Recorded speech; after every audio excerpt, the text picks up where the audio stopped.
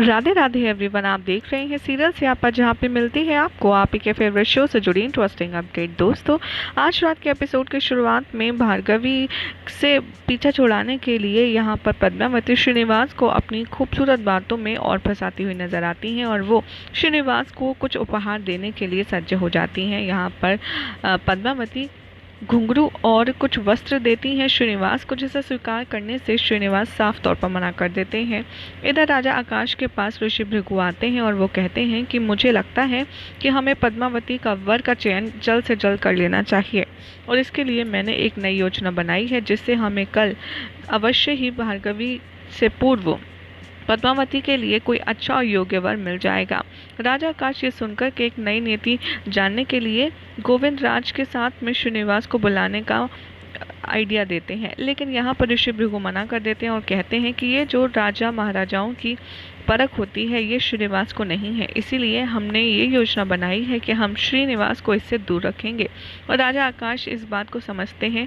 आगे ऋषि भृगु कहते हैं कि एक युवराज की परख उसके नृत्य कला के अलावा उसकी योद्धा वाली नीति से भी होनी चाहिए, इसीलिए हम चाहते हैं कि हम धनुष प्रतियोगिता रखें, जिसमें जो भी युवराज उत्तीर्ण होगा उसे हम पद्मावती के लिए चुन सकते हैं और इसके लिए वासुदेव राजकुमार मेरा साथ देंगे।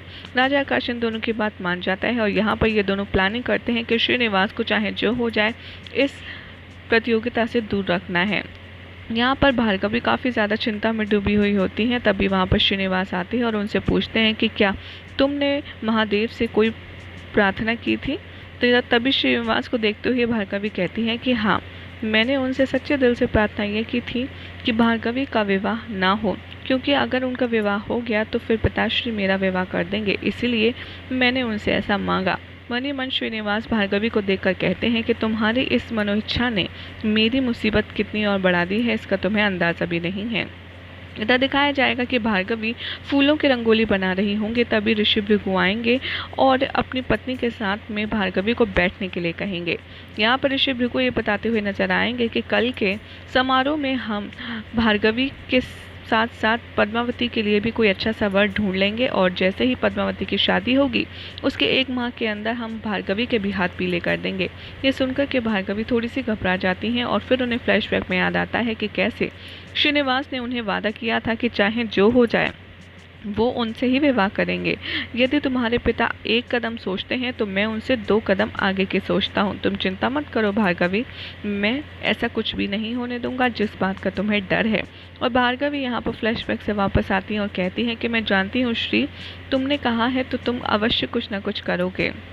इधर गोविंद राज को श्रीनिवास एक ऐसे गुप्त स्थान पर भेजते हैं जिसके बारे में किसी को ज्ञात नहीं होता है और इधर वासुदेव पद्मावती के कक्ष में आएंगे और उन्हें उनके स्वयंवर में होने वाली नई प्रतियोगिता की जानकारी देंगे और साथ ही साथ ये भी बताएंगे कि कैसे भार्गवी के साथ में उनका 1 माह के अंदर अंदर विवाह हो जाएगा जैसे ही पद्मावती का विवाह होगा, और ये बात उनसे खुद ऋषि भृगु ने कही है। इधर गोविंद राज उस गुप्त स्थान पर पहुंच जाते हैं। वहां पर उन्हें एक बाबा मिलता है जो कि गोविंद राज को देखते हुए कहते हैं कि आ गए तुम, मुझे तुम्हारा इंतज़ार था, मैं वर्षों से प्रतीक्षा कर रहा था श्रीनिवास की। तभी गोविंद राज सोचते हैं कि लेकिन श्रीनिवास को आए हुए तो कुछ ही दिन हुए हैं, ये वर्षों से कैसे प्रतीक्षा कर सकते हैं। तभी वो अंदर से बाबा एक संदूक लाता है और उसमें से इतनी तेज़ रोशनी निकलती है कि मानो स्वयं सूरज नीचे आ गया हो। तभी वहाँ से एक वो तीर निकालते हैं जो कि इतना ज़्यादा चमक रहा होता है कि उसे देख पाना बहुत ज़्यादा मुश्किल होता है और ये देखकर के गोविंद राज काफ़ी ज़्यादा हैरान रह जाते हैं। यही हो जाएगा आज रात के एपिसोड का एंड, जिसके बाद कल क्या होगा आपको बताएंगे अगले रिपोर्ट में। ऐसे ही मज़ेदार अपडेट्स के लिए चैनल को सब्सक्राइब करें, वीडियो को लाइक शेयर करना ना भूलें।